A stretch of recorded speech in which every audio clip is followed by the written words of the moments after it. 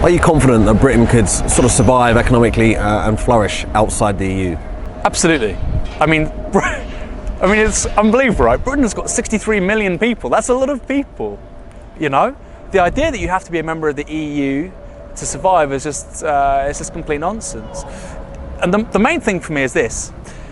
Whether you're a socialist or whether you're a conservative, and by the way, I think actually in the next 10, 15 years, we're going to see a lot more socialists, right?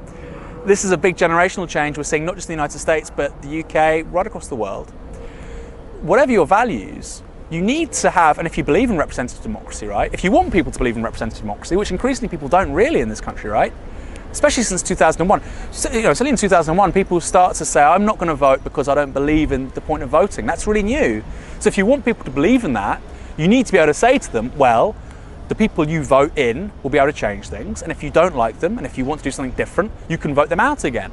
Now that might sound like a really reactionary argument, but that's, I mean, if we don't think that, then what's the point of having a democracy at all, right? We might as well be like China and invest some party with all these powers and not bother. I mean, I don't think that's a way to carry on. We have to have a government that is responsive to what people want, what majorities want.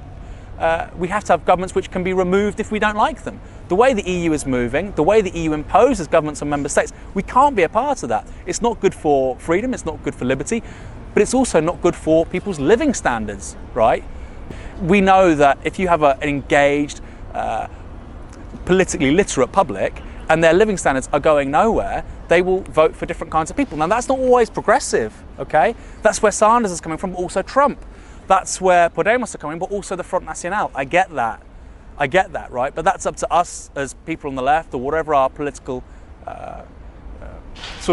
program to push those politics, right? And what upsets me the most with the left in this whole thing was they say, well, look, if we didn't have the EU, politics in this country would go right. First of all, I disagree with that. Second of all, I mean, wow, are you going to start? I mean, this is just the most profoundly undemocratic argument I've heard.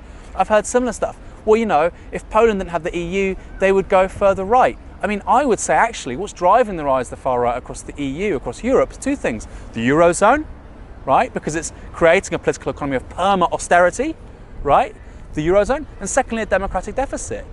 That deficit of democracy at the level of the European Union is horse manure to populist far right movements. It's horse manure. And they will keep on growing, they will gain legitimacy, credibility, until we get rid of it. How do we get rid of it? I think we have to leave the thing.